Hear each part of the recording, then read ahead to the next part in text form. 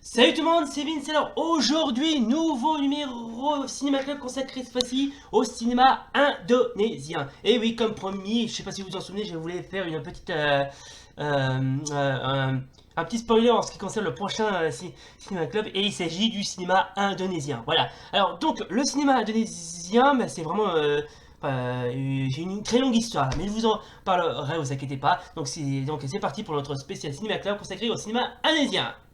Go! Alors, comme je viens de vous le dire, le cinéma et l'Indonésie, c'est vraiment une très longue histoire. Alors, le cinéma est apparu en Indonésie dès 1926, durant l'époque coloniale. Un cinéma national se développe peu après l'indépendance, notamment dans les années 1950 et 1960. Parmi les réalisateurs majeurs de ce nouveau cinéma national, le réalisateur Ousmane Ismail fait figure de pionnier. Voilà, en quelque sorte, le tout premier réalisateur de films indonésiens. Voilà. L'industrie cinématographique est actuellement l'industrie culturelle qui connaît la plus forte croissance du pays. Cependant, cette croissance est encore récente et le cinéma indonésien a traversé une longue période de difficultés et demeure aujourd'hui un cinéma émergent sur la scène internationale. Le nombre d'entrées en salle s'élève plus de 42 millions en 2017. En 2018, l'Indonésie compte environ 1700 écrans et devrait atteindre 3000 en 2020, selon les prévisions du gouvernement indonésien. Le secteur de l'exploitation est dominé par plusieurs grands groupes, notamment 21 Cineplex, CGV Cinemas et Cinemax. Ok, hein. Voilà, donc on va s'intéresser tout de suite à l'histoire. Alors, comme je vous rappelle, le cinéma indonésien avait le jour aux alentours de l'époque coloniale. Alors, les premières projections et productions, les premières projections publiques des films dans les Indes orientales néerlandaises ont lieu en 1900. Au cours de 20 années qui suivirent, les productions étrangères, notamment américaines, sont importées et projetées dans le pays. Une petite production nationale de documentaires avait vu le jour dès 1911, mais elle était restée minoritaire et incapable de concurrencer les productions étrangères.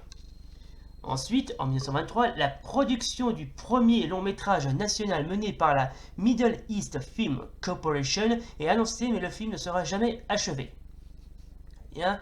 Le premier film produit en Indonésie date de 1900. Il s'agit de Loe Toeng Kasaroreng.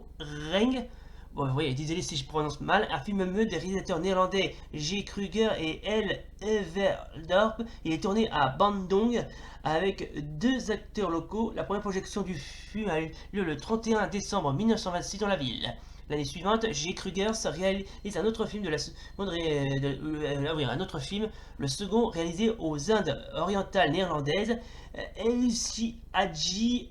Voilà, c'est à peu près comme ça quoi. En raison de la sortie très limitée de Loetoing Kassereng, Kruger commercialise et promue son film comme étant le premier de la colonie. Très bien.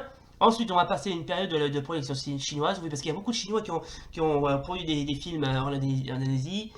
Les réalisateurs et producteurs chinois voulaient miser sur le succès des films produits à Shanghai, commencent à produire des films localement dès 1928. Le premier d'entre eux est le film Lili Van Java, réalisé par Nelson Wong, issu d'une fratrie de réalisateurs et caméramans ayant fait leurs études en grande partie aux États-Unis.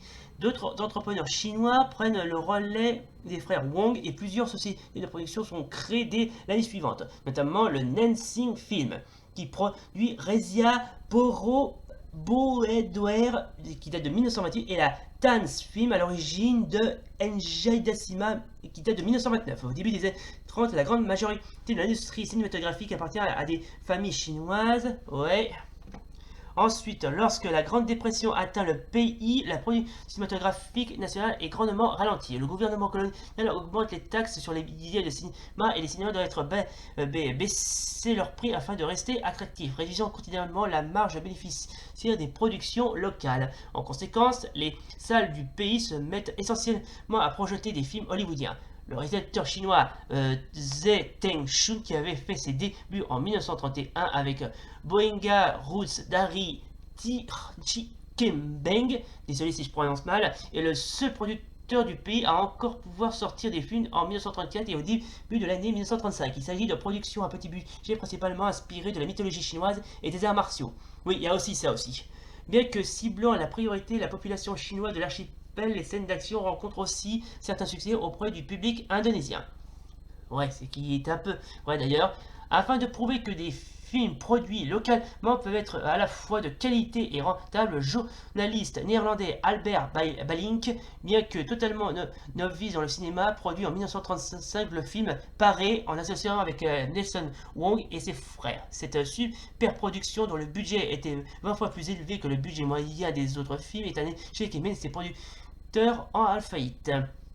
Mais le film induit un changement dans la production locale. Les films commencent à ouvrir au public local et non plus au un seul public chinois. Ainsi, le réalisateur Tse Teng-Shun commence à s'intéresser à des histoires davantage et prises avec la réalité et à arrêter les films inspirés de la mythologie. 2 ans plus tard, en 1937, Terang Boeleng a un nouvel essai d'un cinéma ambitieux, toujours réalisé par Balink. Cette fois, le film est un succès, notamment en Malaisie britannique, qui est le pays voisin. Ensuite, le renouveau national, le succès de Terang Boelan, suivi de celui de Fatima en 1938 et de Alang Alang en 1939, redynamise l'industrie cinématographique locale.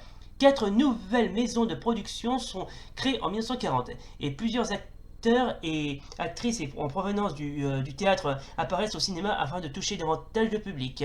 Une petite production nationale s'établit avec 14 films en 1940 et 30 en 1941. Les films suivent en général la formule établie par Terang Boalang, des chansons de beaux paysages et d'une histoire romantique.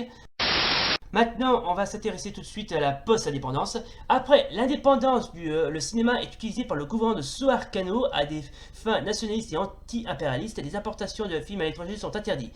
Après le renversement de Suharto par le régime du nouvel ordre de Suharto, la censure régit la diffusion d'œuvres cinématographiques. Ousmane Ismail, un réalisateur de Sumatra occidental, marque fortement le cinéma indonésien dans les années 1950 et 60. Dans les années 80, l'industrie nationale connaît son âge d'or dans les années 80 avec des films à succès tels que Naga Bonar et Katatan Seaboy. Les comédies Warkop rencontrent également un franc succès. Le cinéma national séduit également le public adolescent avec des œuvres telles que Pintar Pintar Bodo, sorti en 1982, et Manu Kena Mundur Kena, 1984. Parmi les acteurs les plus connus à l'époque, on peut citer Deddy Mizwar, Eva Arnaz, Lydia Kandu, Anki Alexander, Meriam Belina, Rano Karno et Paramita Roussadi. Ok. Le film Todje Enja Die, qui est de 1980, a remporté 9 prix Citra, la plus haute récompense du pays au Festival du film de 1988. Et également le premier film indonésien sélectionné au Festival de Cannes en 1989, ça c'est important, ça notez bien, au sein de la semaine de la critique où il est primé. Ok, maintenant on va passer tout de suite aux années 90. La reprise de l'apport des films étrangers dans les années 1990 fait perdre une partie de leur succès aux films locaux. Les importations viennent essentiellement des États-Unis et de Hong Kong. Le nombre de films locaux produits passe par de 115 en 1990 à 37 en 1993. L'essor de la contrefaçon et de la télévision contribue également à ce déclin. Au cours de cette décennie, la production est dominée par des serials sinetron en indonésien. Les films alors produits sont surtout des films de série B. Oui, il y a ça aussi pour adultes, projetés dans les stades, dans les petites exploitations ou lors des projections en plein air. La télévision et les vidéos sont les deux autres modes de diffusion importants. En 1996, on ne dénombre que 33 films tournés en Indonésie et plus que 7 en 1999. Ok, bon ça c'est les années 90. Maintenant on va s'intéresser aux années 2000. Alors, dans l'Indonésie post-Suharto, le cinéma indépendant connaît un nouveau départ. Des films commencent à traiter des sujets apparemment interdits tels que la religion, les questions ethniques, l'amour et d'autres sujets. La production locale augmente à un nouveau passant de 6 films produits en 2001 et à 10 films pour film l'année suivante. Cette croissance continue au fil des années. Parmi le succès de la décennie, on peut citer Ada Apa Dengan Cinta, réalisé par Rudy Soedjarwarvo, voilà, excusez-moi si je prononce mal, en 2002, Eliana de Riri Riza et Harisan, sorti en 2005. Beauty and Warrior, le premier long métrage d'animation indonésien, est produit en 2002. Oui, parce que ça c'est fait en Indonésie. La sortie Daya Sinta, réalisée par Anung Bramantio, est un succès populaire majeur. Ce mélodrame est un des premiers à oser l'hybridation entre une histoire contemporaine d'amour et de la question de la religion musulmane. Oui, parce qu'il ne faut pas oublier que l'islam est la religion principale en Indonésie. Le film réussit à attirer dans les salles un public musulman très important. Le 8 septembre 2009, le gouvernement indonésien instaure une nouvelle loi régulant tous les aspects de l'industrie cinématographique. Elle est critiquée par plusieurs professionnels qui la jugent autoritaire, instaurant une régulation stricte et de la production et de la diffusion en instaurant un quota de 100% de films locaux sur les écrans. Et maintenant, on va s'intéresser tout de suite aux années 2010. Alors, entre 2010 et 2011, la taxation sur l'import des films étrangers est très fortement augmentée par le gouvernement. En conséquence, la majorité des films étrangers ne sont plus diffusés en salle, ce qui a un impact très fort sur l'économie du cinéma local. Faute de pouvoir voir les films étrangers en salle, le piratage devient une pratique répandue. Néanmoins, le cinéma indonésien se renforce durant cette décennie. On dénombre 116 films, payant pas 1000, retour pour moi, films produits en 2015 et 121 en 2017.